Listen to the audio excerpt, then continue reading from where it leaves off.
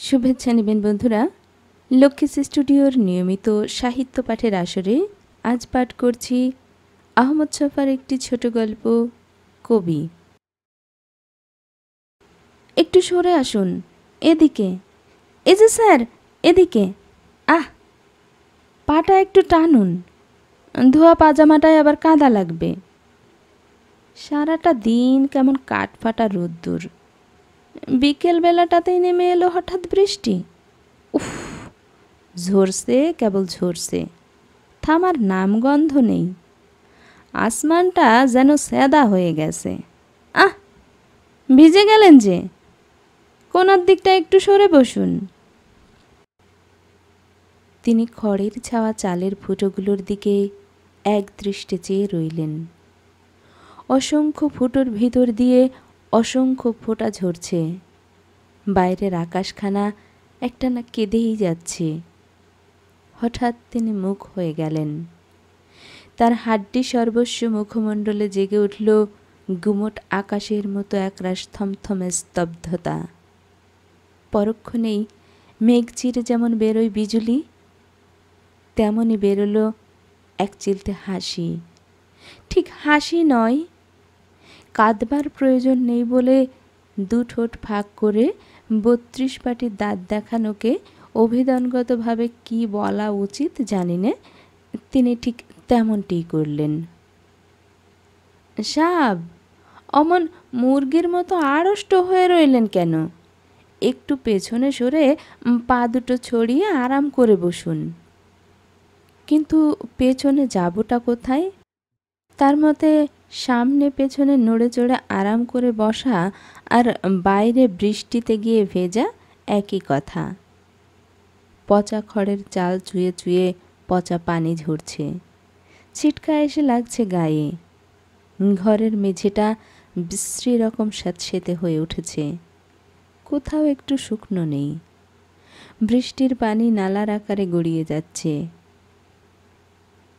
এবার ঝটতি আমার হাত দুটো ধরে টান দিলেন। বগলের তলার একখানা হাড় মড়মড় করে বেজে উঠল। হ্যাঁচকা টানে ছিটকে পড়লুম আমি। কেয়া পাতার চাটাইয়ের কোণা থেকে ধবধবে ইস্ত্রি করা পাঞ্জাবিটার হাতায় একতলা তরল কাদা লেগে গেল। ভদ্রলোকের সেদিকে কোনো খেয়াল খবর নেই। ভেটকি মাছের মতো মুখখানা তেমনই ব্যাদান করে আছেন। ইচ্ছে হলো কঘা কষে লাগিয়ে দিই। শিরায় রক্ত চঞ্চন করে উঠল। বৃষ্টি বাদলে ঘরে ডেকে এনে পাঞ্জাবিটা আমার নষ্ট করে দিলেন। চিল্লিয়ে জিজ্ঞাসা করতে ইচ্ছে হলো, বেটা, পাঞ্জাবিটা আমার নষ্ট করলি কেন? তিনি আমাকে কোণার দিকে দলামোচা করে বসিয়ে দিয়ে বললেন, এইখানে শুকনো আছে, আরাম করে বসুন। ওকে স্যার, অমন কুকড়ে কেন? পাটা ছড়িয়ে দিন, পূব দিকে যত দূর যাই। চারদিকে বৃষ্টির মহাসাগর, আর আমরা দুজন এক নিরাপদ আইল্যান্ডে। রবীন্দ্রনাথ যেমন গানে বলেছেন, বৃষ্টিতে সারা পৃথিবীর বুকের একান্ত গোপন ভাষা অশ্রু হয়ে ঝরে। আমার ঘরখানাও বোবা বেদনায় চোখের জল ফেলছে। কি বলেন? তিনি হাসবার ভঙ্গিতে হাঁ করলেন।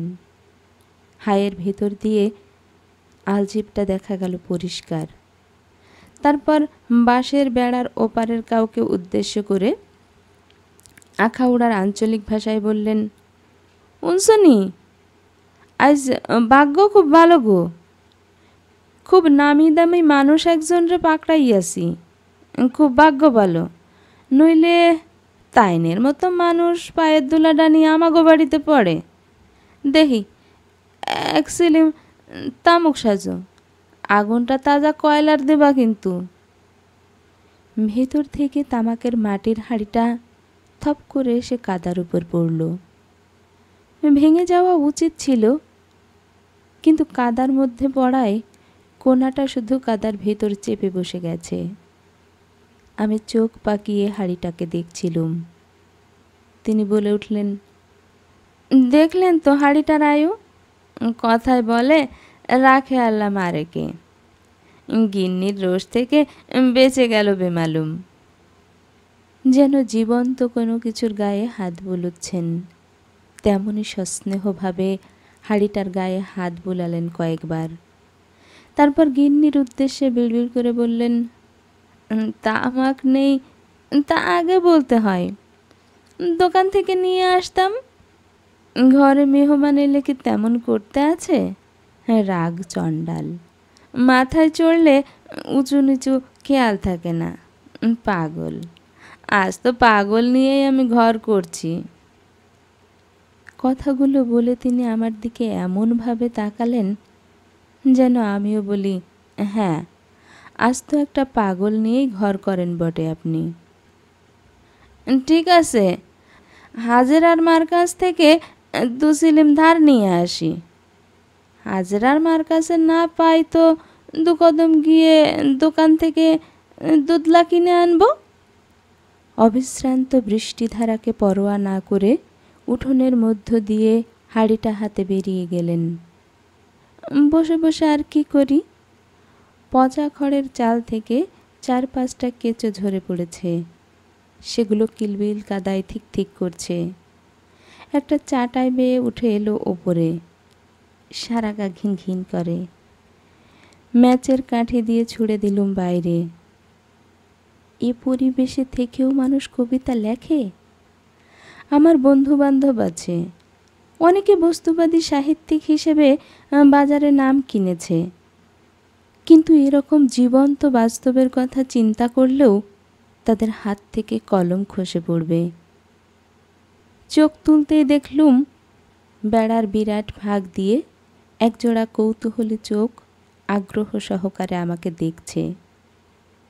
না দেখার ভান করে আমিও চোখ দুটোকে আগ্রহ সহকারে দেখতে গেলুম। বুঝতে পারলাম ইনিই আমাদের কবি নুরুল হক সাহেবের গিন্নি।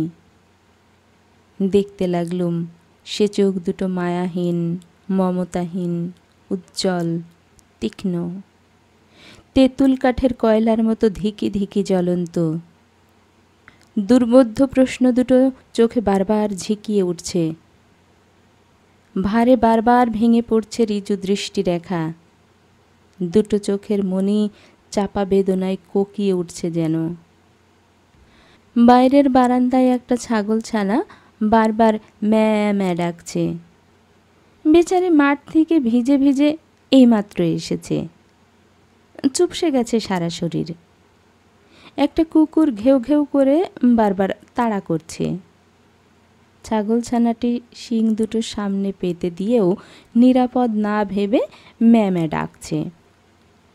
দূর সেই মরার কুত্তা, ছাগলটারে কামড়াইলেই তোর লাভ। ওপাশ থেকে চঞ্চনে কণ্ঠ বেজে উঠল। সেও এক আশ্চর্য কণ্ঠস্বর। নারীর স্বাভাবিক মিহি কণ্ঠে বেদনার ঢেউ, আর তাতে যদি মেশানো থাকে ক্ষোভ আর আক্রোশের ধারালো রেশ, ঠিক তেমনটি, কাচের কুচির মতো। বাইরে ঝমঝম বৃষ্টি ঝরছে। ঘরের ভেতরের বিষণ্ণ নিস্তব্ধতা কুচি কুচি করে বেজে ওঠে কবিগিন্নির কণ্ঠস্বর। আমি উঠে ছাগলছানাটার কাছ থেকে কুকুরটাকে তাড়িয়ে দিলাম। আপনি কষ্টটা কইলেন? আবার বেজে উঠল সে কণ্ঠ। কাঠিন্যটুকু বাদ দিলে কবিরা যে কণ্ঠের সঙ্গে রিমিঝিমি সুরের তুলনা করে কবিতা লিখবেন। না ভাবি, কিচ্ছু না। অজান্তেই ভাবি ডেকে ফেললাম।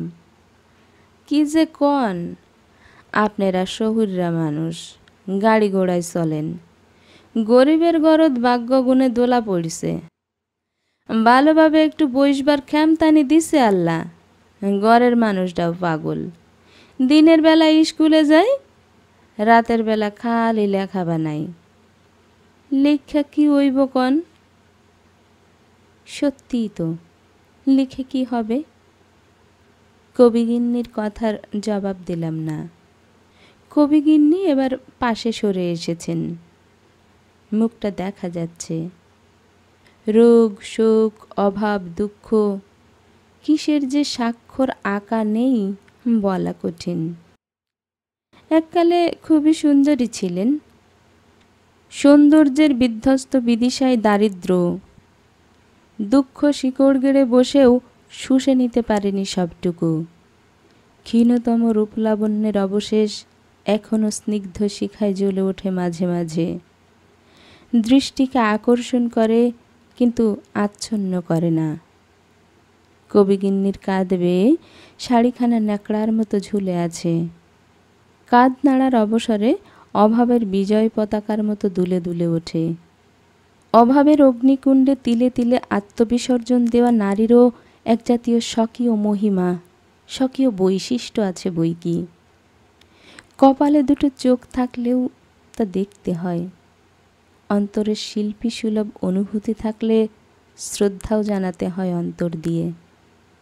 আমি বললাম, তিনি বলেন আপনি পাগল, আপনি বলেন তিনি, কার কথা বিশ্বাস করি? দুজনের কথাই হ্যাঁসা ভাই, হে স্বভাবের পাগল আর আমি হইলাম অভাবের পাগল। হ্যাঁ, অভাবে মানুষ পাগল হয়, স্বভাবের মধ্যে অভাববোধ থাকলেও মানুষ পাগল হয়। কত সত্য, চূড়ান্ত বাস্তব। স্বভাবে মানুষ পাগল, অভাবে মানুষ পাগল।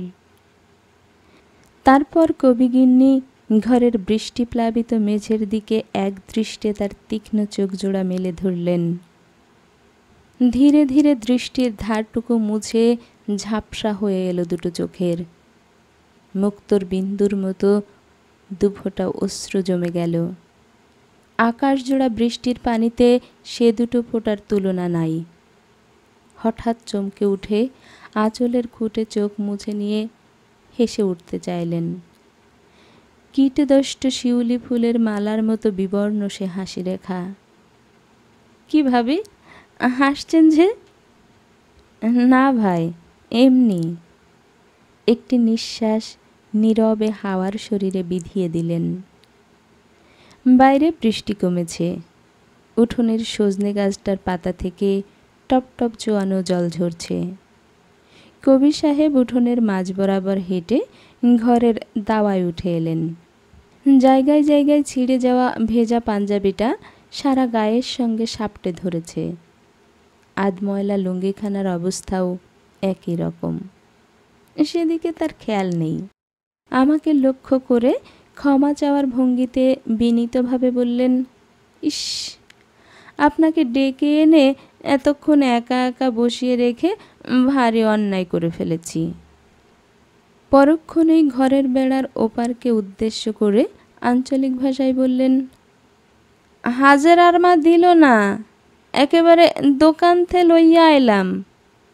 2 দলা খাঁটি মতিহারি, বিষের মতো। রং দেখো না কেমন চকচকাইয়া জ্বলে, বিষের নাহান। আগের 6 আনা, অক্ষণে 2 আনা, মোটমাট 8 আনা হইল বাকি। কাইল পরশু দিয়া দিমুনে। কি কথা কও না কেন? বলে বেড়ার ওপারে চলে গেলেন। কবি সাহেবের কথা শেষ হবার সঙ্গে ঝংকার দিয়ে বেজে উঠল মিহিকণ্ঠ, আগের কি এর বাকি? কেন, তরকারি আনছিলাম সেই দিন। আন্ডা বেচা হগল পয়সা না তুমি নিলা? কবি নুরুল হক বিচিত্র ভঙ্গিতে বেরিয়ে এলেন। বেড়ার বিরাট ফাঁকটা দিয়ে দেখা যায় কেমন একটা হিংস্র বিষণ্ণ জীবন্ত ছায়া কবিগিন্নির মুখমণ্ডলখানিকে ঘিরে জেগে উঠেছে। যা হোক, ভাগ্যটা ভালো, বৃষ্টিটা থামছে। নারকেলি হুকার কলকিতে জ্বলন্ত নারকেলি ছোবড়ায় ফু দিতে দিতে মন্তব্য ঝাড়েন। হুকাটা আমার হাতে দিয়ে বললেন, এইদিকে আসুন, দেখুন, শহরে মাথা খুঁড়লেও এমন সুন্দর দৃশ্য দেখতে পাবেন না। এগিয়ে গেলাম। শুধু পাথরে মাথা খুঁড়লেও নয়, আস্ত জানখানা কেটে দিলেও আমি দেখতে পাব না।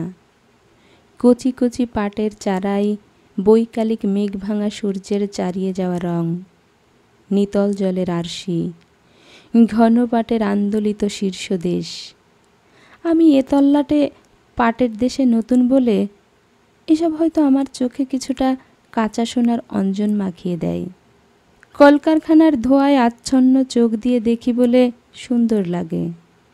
কিন্তু এই লোকটা জীবনের 40টি বছর ধরে উদয়াস্ত এ দৃশ্য দেখেছে।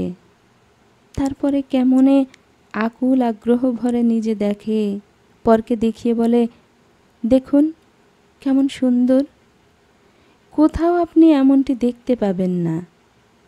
মানুষের সৌন্দর্য চেতনার পরমায়ু কতদিন। নারকেলি হুঁকোটায় দুটো টান লাগাতেই গলায় উঠে এলো এক ঢোক ঝাঁঝালো পানি। হুঁকোটা কাদার উপর শুইয়ে রেখে বাইরে বেরিয়ে ওয়াক ওয়াক করে বমি করে ফেললাম। কবিগিন্নি সংকোচের শেষ বালাইটুকু ঝেড়ে ফেলে বাইরে চলে এলেন। কবি সাহেব ভয়ে এতটুকু হয়ে গেলেন, মুখে রাটে নেই। নিজে তো বিষ খায়, মানুষেরও খাওয়ায়। মাথাটি ঘুরায়নি বাইজান, একটু তেঁতুই চুষা খান, অক্ষণে কমব। মাথায় তেমন কিছু হয়নি। কুলি করে উঠে বসলাম। আমার অবস্থা ভালো দেখে কবি সাহেব আবার মুডে চলে গেলেন। দেখলেন তো স্যার, আমার ওয়াইফ কেমন ফরওয়ার্ড। সব ঠিক থাকলে চুপচাপ ঘরের কোনায়, কথাটি নেই। যেই বেগতিক অমনি হাজির, একাই 100। তিনি এমন আত্মপ্রত্যয়ের সঙ্গে স্ত্রীর মুখের দিকে তাকালেন যেন আমি পারমিশন দিলে এক্ষুনি একটা চুমু খেয়ে ফেলবেন। একটু পরেই কোনা ভাঙা স্লেট এবং ছেঁড়া বই হাতে দুটো ছেলে উঠে এলো। তাদের দিকে তাকিয়েই কবি সাহেব এক বাক্যে বলে দিলেন, তোরা আইজ যা, বাড়িতে মেহমান আইসন, কাম আছে, আইজ পড়াইতে পারতাম না। ছেলে দুটোর মধ্যে বড়টা উঠোনে নেমে ছোটটাকে বলল, পাগলা আজ তামাম রাত বইরা চিল্লাইব, তার ফিরসা বাইসন। কবি সাহেব হুঙ্কার দিয়ে উঠলেন, খাড়া হারামজাদা, মাথাটা টাইন্না ছিঁড়া ফেলি। ইস ফুটানি, কাইল থানে আর আমু না, মাসের শেষে পয়সা আনতে গেলে তোর মাথা ছিঁড়ুম। বলে দৌড়ে পালালো। দেখলেন কি বেতমিজ, কি বলে গেল। কথাগুলো জোর দিয়ে উচ্চারণ করলেন, কিন্তু কোথায় যেন আটকে গেল কণ্ঠস্বর।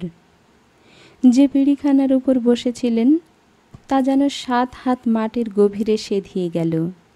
কোনো সাড়া নেই, শব্দ নেই। ঘষা কাচের মতো চোখের মণি দুটো বাইরের দিকে প্রসারিত। যেখানে কচি পাটের ডগায় সূর্যের রং ফলেছে, যেখানে নিতল জলে বিশাল আকাশ স্বচ্ছ সুন্দর ছায়া মেলে দিয়েছে, সেখানে কি খুঁজছেন তিনিই জানেন। কবিগিন্নি আমাদের সামনে দিয়ে বাইরে যাবার সময় তীরের মতো ধারালো দৃষ্টির ফলাই তাকে বিদ্ধ করতে লাগলেন। কপালে করাঘাত করে উচ্চারণ করলেন, যদি আল্লাহ পথ খোলা রাখত, এই কলসি গলায় না বাইন্দা জন্মের মতো ডুববা মরতাম। জগৎ সংসারে কেউ যেন আমার মুখ দেখতে না পায়। লজ্জা শরম নিয়ে আছে, মা বাপে জাল মরিচ খাইনি আমার জন্ম দিছিল। কবি নুরুল হক সাহেব হঠাৎ সজারুর মতো সোজা হয়ে দাঁড়ালেন। ঠিক ঠিকে মেঝের উপর দিয়ে পায়চার করতে লাগলেন সোজাসুজি। তারপর আমার মুখের দিকে তাকালেন। তার দৃষ্টি তীক্ষ্ণ, তাতে একটা গতি বিদ্যুতের বর্তনীর মতো ঘুরছে রেখায় রেখায় রেখায়িত হয়ে। গিরিগিটির মতো শরীরখানা বাঁধন ছিঁড়ে উত্তপ্ত জ্বালাময়ী হৃৎপিণ্ডটা ছিটকে এসে বেরিয়ে পড়তে চায় বুঝি। সূর্যাস্তের পূর্বে আকাশের মেঘের মানচিত্রে যে পুঞ্জ পুঞ্জ সিঁদুরে মেঘের মিনার জমে, তেমনি রক্তিম, তেমনি নতুন হৃদয়ের রঙের বাক্সের সবটুকু ঢেলে দেবার মতো উত্তেজনা। তার ধমনীর কিনারে কিনারে আছড়ে পড়ছে রক্তের শানিত আক্রোশ। আমার একটা কবিতা শুনবেন এখন? কোনো ভূমিকা নেই। আমি তাকে বোঝালাম আমার গাড়ির এখনো অনেক দেরি, সে রাত 3টেই, বলতে গেলে মাঝখানে গোটা রাত। কবিতা শোনার ঢের অবসর, ফাটা বেলুনের মতো চুপসে গেলেন। এরপরে আমি একজনের সঙ্গে দেখা করার জন্য চলে এলাম। কথা দিলাম রাতে তাদের বাসায় যাব। কবিগিন্নি সজল কণ্ঠে মিনতি জানিয়ে বললেন, ভাই সাব, আইজ গরিবের বাড়িতে ভাতে ভাত 2টা খাইয়ে যাইয়েন। আমি কথা দিয়ে চলে এলাম। সজনে গাছটার কাছে এসে পেছন ফিরে দেখি একটা জং ধরা টিনের তরঙ্গ খুলে কবি সাহেব তছনছ করে কি যেন খোঁজাখুঁজি করছেন, আর কবিগিন্নি অধোমুখে দাঁড়িয়ে, তার চোখ থেকে টসটস জল ঝরছে। এই আমার কবি নুরুল হক চৌধুরী। তার সঙ্গে পরিচয় আমার 3 মাসের বেশি নয়। আসাদ ভাইয়ের সঙ্গে এই গায়ে একবার সাহিত্য সভায় এসেছিলাম। রেল স্টেশন ছাড়িয়ে বাঁকা পথে কিছু দূর গেলে সামিয়ানা টাঙানো হয়েছে। সেখানে অন্যান্য অতিথিদের সঙ্গে আমিও একখানা ভাঙা চেয়ারের অর্ধাংশ পেয়েছিলাম। বাকি অর্ধাংশে বসেছিলেন এমন একজন যার চেহারার বর্ণনা রুশীয় ঔপন্যাসিক দস্তভস্কির উপন্যাসে কদাচিৎ মেলে।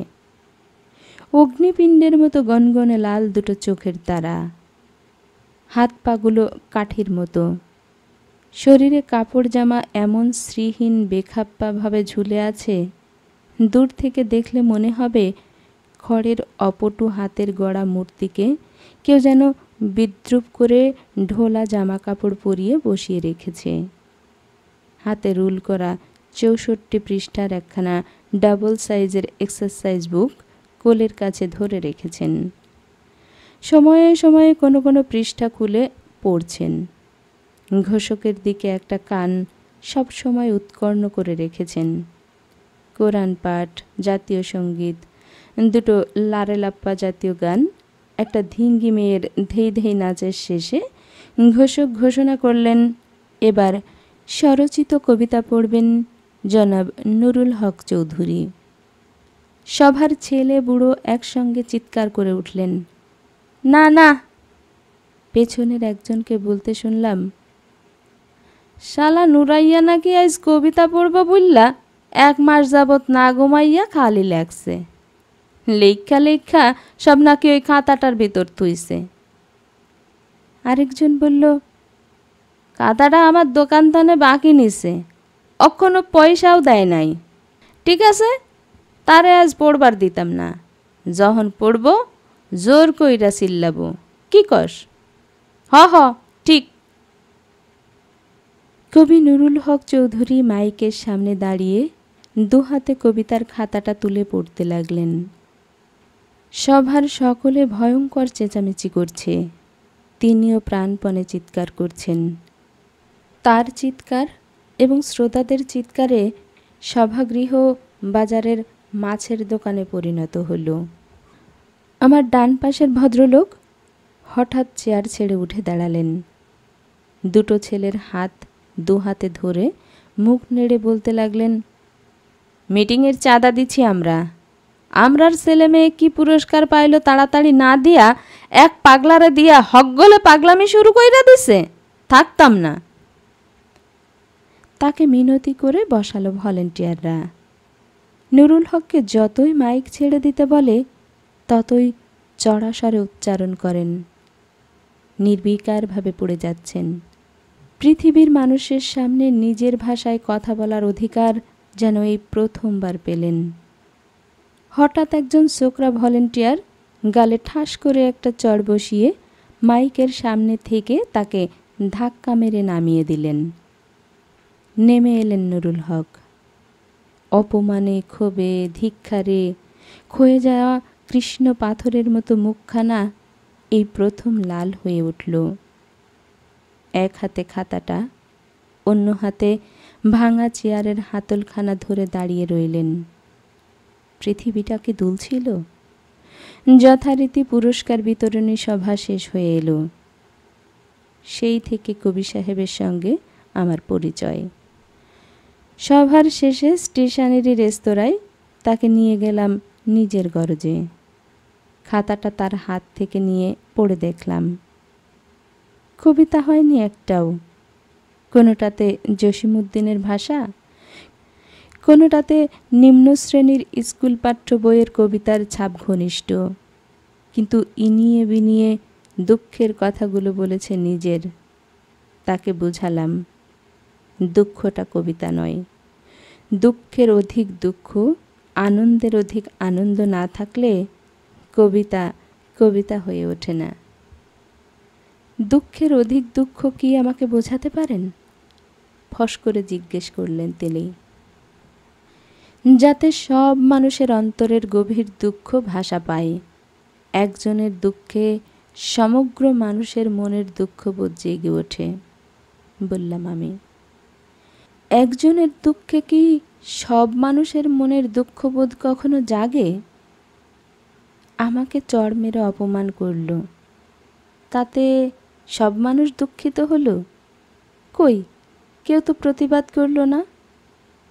এর চেয়ে অধিক দুঃখ কি আমাকে বুঝিয়ে বলুন। এর চেয়ে অধিক দুঃখ আর কি পৃথিবীতে আছে?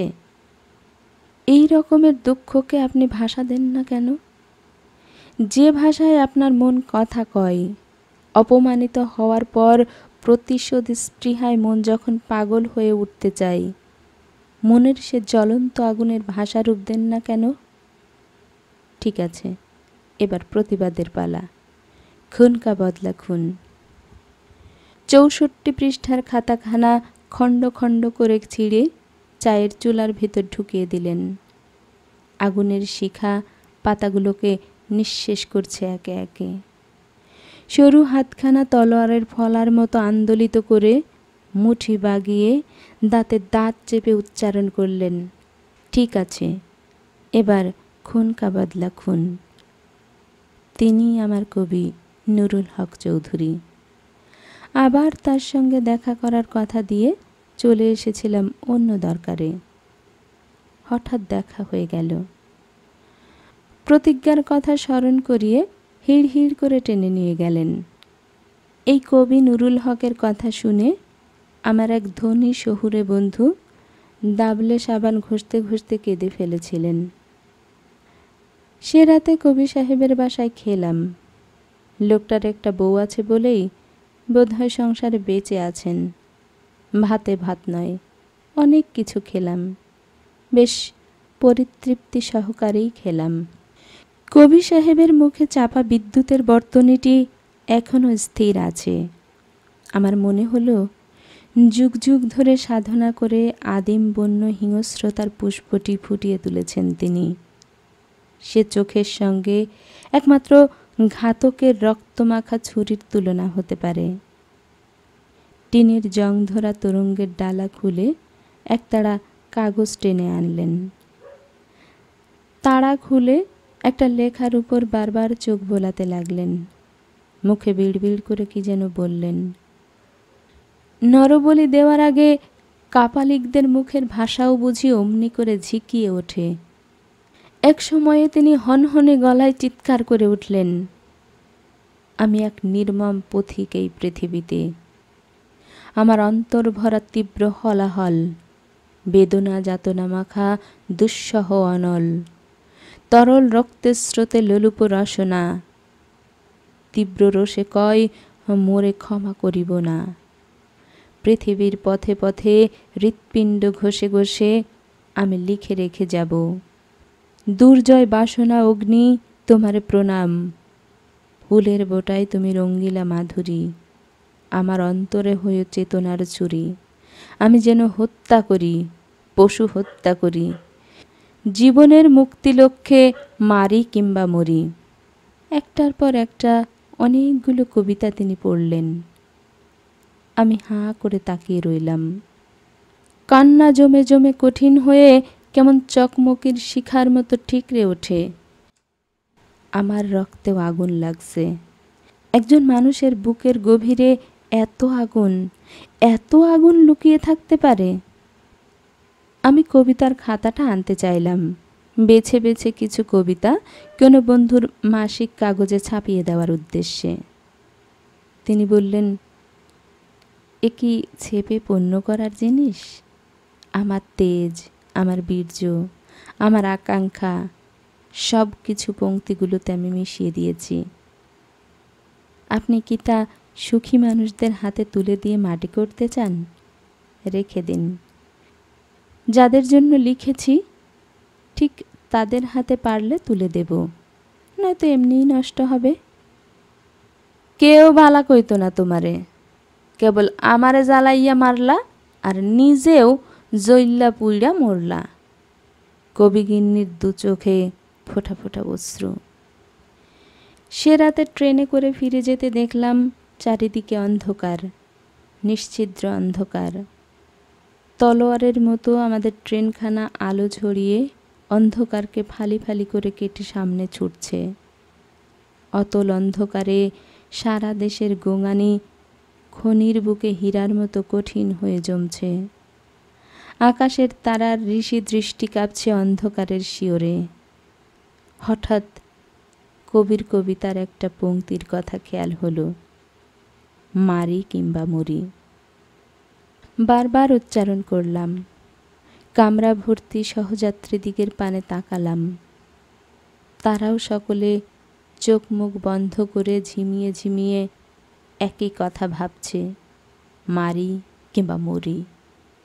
ওপরের নক্ষত্রের আলোতে তারই স্বীকৃতি ঝরে পড়ছে। এই ছিল কবিগল্পটি।